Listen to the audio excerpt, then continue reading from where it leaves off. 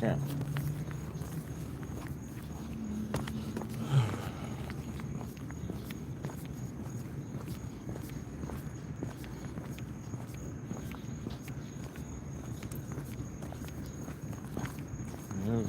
Everything.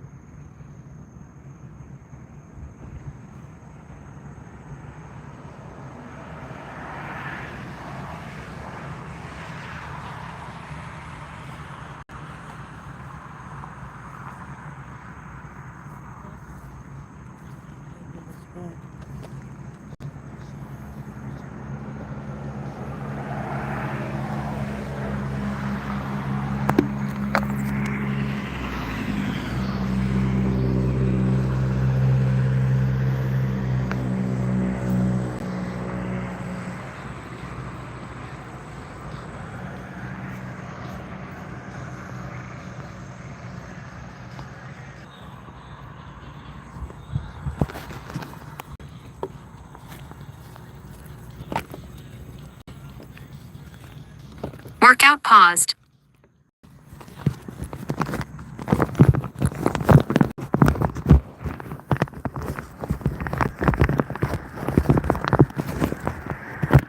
Workout resumed. Workout paused.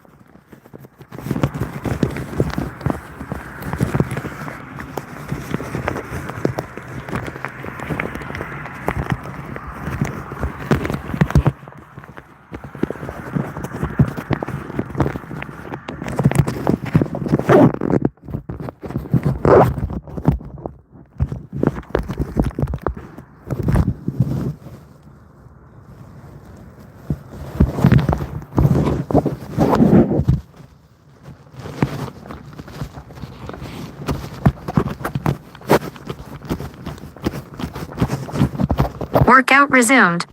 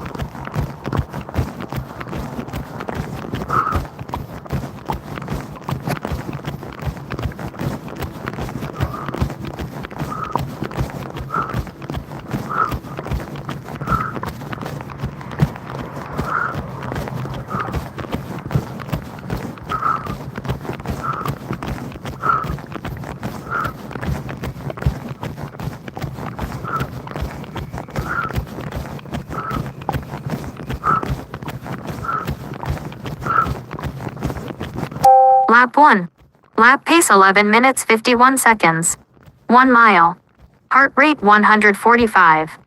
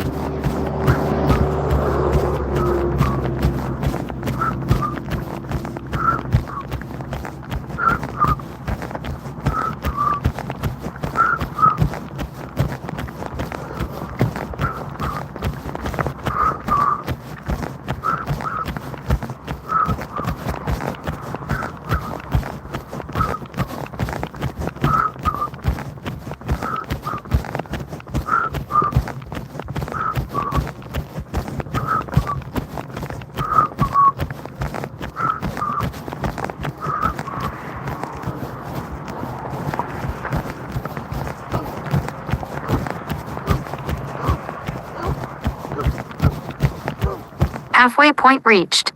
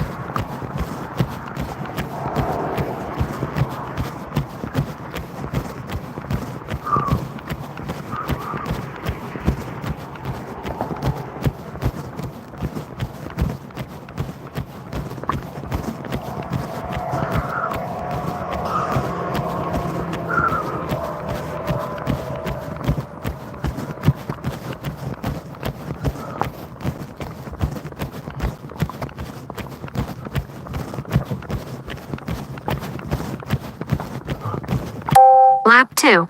Lap pace 13 minutes 55 seconds. Total 25 minutes 36 seconds. 2 miles. Heart rate 163.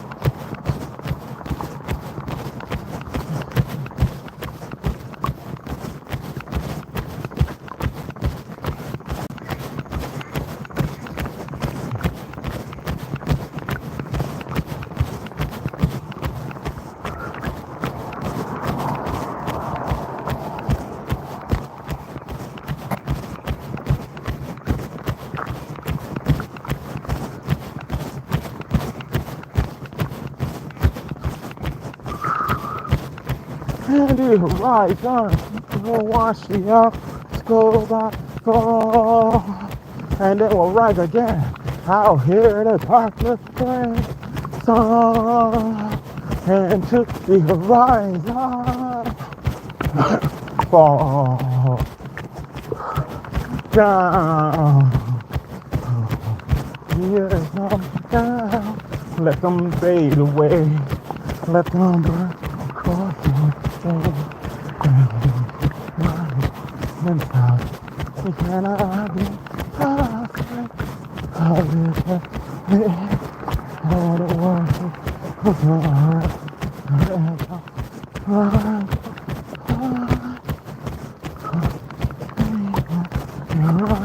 I can't see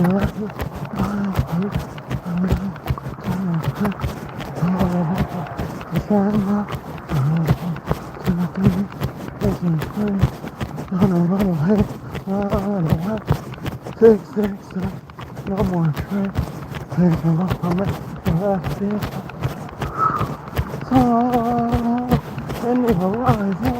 You don't want to come on, and then I'll rise again. Darkness, sun, over your regret. It takes time to feel the stars. We will learn. We've been trying so hard, but it was too late. Now you check the story. I will be right by your side.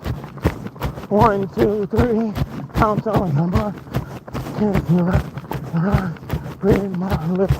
I cannot get hold on my inside. 1, 2, 3, running out of pain.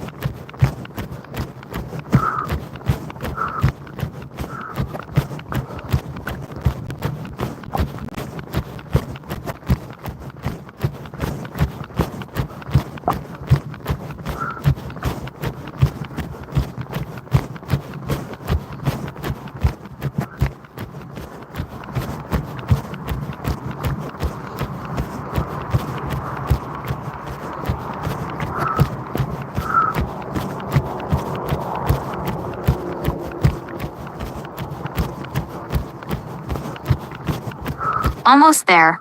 You can do it.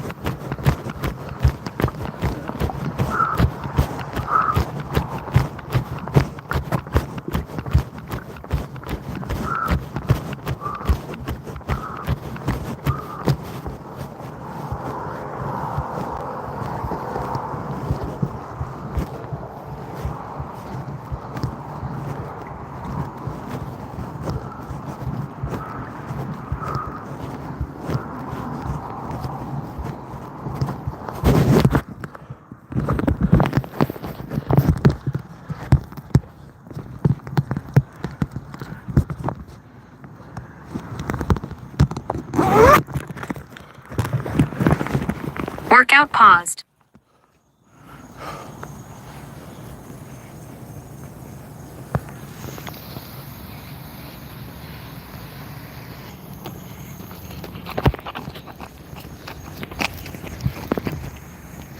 Flip. You see all of the cars that are leaving? See all of the cars that are leaving? This is how many people are homeless going to Full Sail University. You see what security is doing?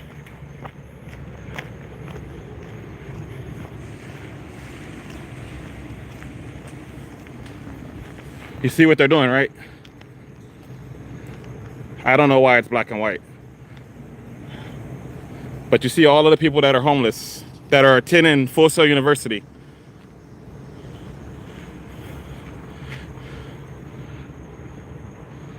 Right?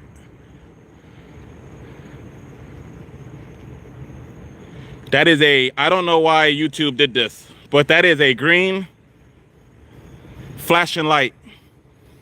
And as you can see, they woke everybody up that's in the parking lot trying to sleep so they can attend classes, forced them off the campus. Here is my car. This has nothing to do with me. Absolutely nothing to do with me. Here's my car. I told the school basically that I was going to ignore them and that I was tired of dealing with their crap and they can do whatever they want. There's my car. You see where he's faced? See what he's doing? It's deliberate. He's not driving around with his lights on, patrolling the parking lot so that he can see that there's nothing suspicious taking place. He's actively using his lights to harass the students, wake us up, force us off the parking lot with nowhere to go, just because that's the policy of the school. The problem is the school shouldn't have a policy like that. The school doesn't tell you that. They don't say, oh, you can come attend our school, but we don't have any housing for you. You're not going to be allowed to sleep. You're not going to be allowed to stay on a parking lot. You're not going to have anywhere to go if you don't have adequate housing. A lot of people would go to schools that offer dorm rooms if they knew that. If they knew that that was Full Sail's policy, that they won't provide you with shelter, they would go to an actual school that will provide you with an actual living accommodation on campus in a dorm. Or they would stay home with their parents and go to their community college down the street. At least they wouldn't have to be homeless on the street while they're trying to chase their dream. Nobody that comes to Full Sail is here because they want to be normal. Everybody that comes here wants to be exceptional people. They have vision greater than the average person, and they represent the 10% of society that moves us forward. We are all the trailblazers, like the commercials say. But this is what they're doing to us. This is how they're treating us. Imagine spending your whole life having a dream, being told by this school that this is where you can actualize your dream. Then you come here in opposition to all of the things holding you back in life, to the one place with the one source that's supposed to be able to help you, and this is how you're treated. And the only thing they will say in contrast to what I'm telling you right now is they have scheduled classes all night long, and that these are just people that are getting out of class and going home. That's what they will sell you. But you have to recognize none of these people left the parking lot until security showed up. So all these cars have been sitting here since I got here around 2 o'clock because I already left. I'm tired of dealing with this. This is what institutional racism is. The average African American doesn't have a security force. The average African American are not chief of police. They're not heads of the Department of FBI or the CIA or the NSA. So when Europeans put their collective heads together to decide you're not good enough and you have to go, this is what they do. The security is antagonizing us. I confronted them. They told me that I was the aggressor. This is clearly an act of aggression. I confronted them, explained to them what was going on in my situation, what I needed them to do. They didn't care. I took it upon myself to fix my own problem. I don't have anywhere to go, so I left. But now that I'm gone, they're still engaged in the same behavior. Nothing has changed. But because we conform to social norms and societal norms, instead of them saying anything to security, they just leave of their own free will. So security's not making them leave. Security's not forcing nobody to leave the school. If you leave, that's on you. If you stay, that's on you. But it's a deliberate act of aggression. Like, why? And look how long he's been sitting there. And he will stay there with his lights flashing like that for the rest of the night until those other 2 cars leave. So this is what I was when I'm sleeping, this is what I will do. This is what I was dealing with. So I put towels over my car so that I wouldn't get harassed. And then they called the police, and the police come knocking on my door. Hey, what's going on? Like, I'm sleeping. I'm homeless. I already told you guys when I first got here that I was homeless and I'm sleeping. Why are you knocking on my window? Can you step out of the car? For what? How many times are you going to make me get out of my car? You're waking me up in the middle of the night while I'm trying to sleep to go to school. How many times are you going to do that to me? How many times am I going to have to do this until you recognize that I am a student of the school and that I have an adversity that I'm trying to overcome? But nobody listens to us. And then when we snap, right, when somebody just randomly starts shooting the school up, I'm not saying I'm going to do that. I'm saying in general, because you have to understand what's going on in society, right? That's the reason why I'm like, get away from me, police officers, because I don't feel like being shot for no fucking reason today. But this is the cause that affects that. This is the reason why there's so much antagonistic aggression toward this, because we're the aggressor. We're the aggressor. People that are asleep in their car at night are the actual aggressors. And the thing about what I'm doing when it comes to my 2 cents, you can look at my channel. I've been running since January 1st. This is not something that I decided to do because I got to this school. I've been trying to conceptualize a way to unify the United States of America society for as long as I can remember. And I have continued to fall short because I don't have all of the answers. But when I enlisted to the military and I saw the institution in there and how the political science governed the weapon of mass destruction, I understood what was going on in society as a whole. And I reformed and rebranded myself with my 2 cents. I can't afford self simply to do what I want to do, which is design video games and produce comic books. But I wasn't told that this is the shit that I'd be dealing with. I was told the exact opposite of this, right? Like, I was told that this is the opposite. I just got a call today saying that we're sorry that you feel the way you feel. We're glad that you're going to take accountability and responsibility. And we hope that, you know, moving forward, you'll be able to get the help that you need. Here's some resources. They provided me with links to food. They provided me with links for shelter. They won't acknowledge the fact that I have an eviction, and they won't rent to me with an eviction, but they want me to go to a homeless shelter. But my car isn't taking up any space. I'm not affecting anything negatively. I won't be hurting anybody. I'm not vandalizing the school. I'm not drinking on the property. I'm not doing anything wrong or illegal. And it's a basic human necessity to be able to sleep. I'm a veteran that has been in the military for more than 6 years in the Army, and this is the way I'm being treated. And you have 17, 18, and 19-year-olds coming out of college with ambition and dreams, and it's their first experience in society.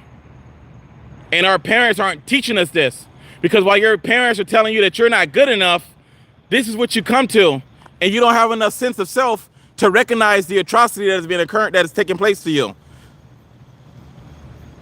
So this is just another rant and rave for what's going on in society. But I have my own ambitions and my own drive and my own plan. And I'm just going to continue to actualize what I'm trying to do. There is a book that I'm going to be publishing about how to function normal in American society in opposition to this level of corruption. And that's just how this is going to have to work, because I don't know any other way around it. I'm not trying to murder and pillage and kill. I'm not European. I'm just not going to do it. And everybody that gets offended that I say that, this is what Europeans do.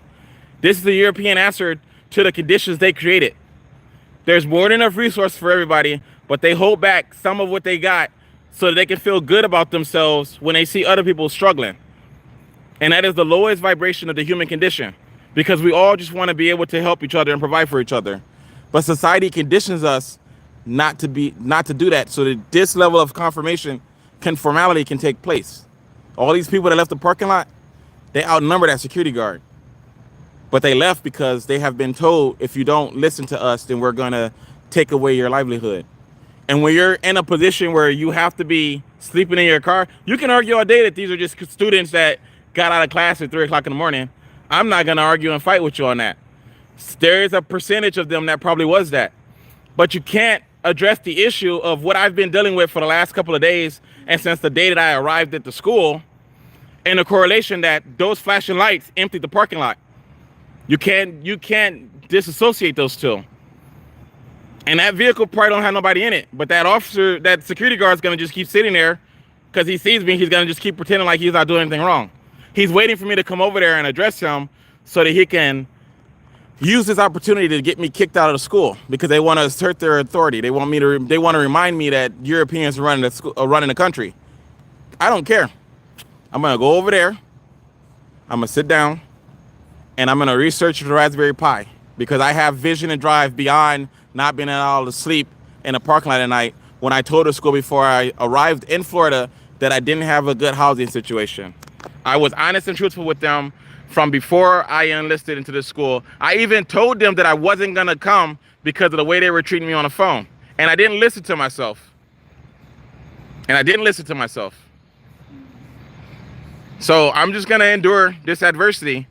And when I'm done enduring this adversity, I'm gonna be the manifestation of change. That's my goal. As always, my name is Paul Emerson, and I've given you my 2 cents.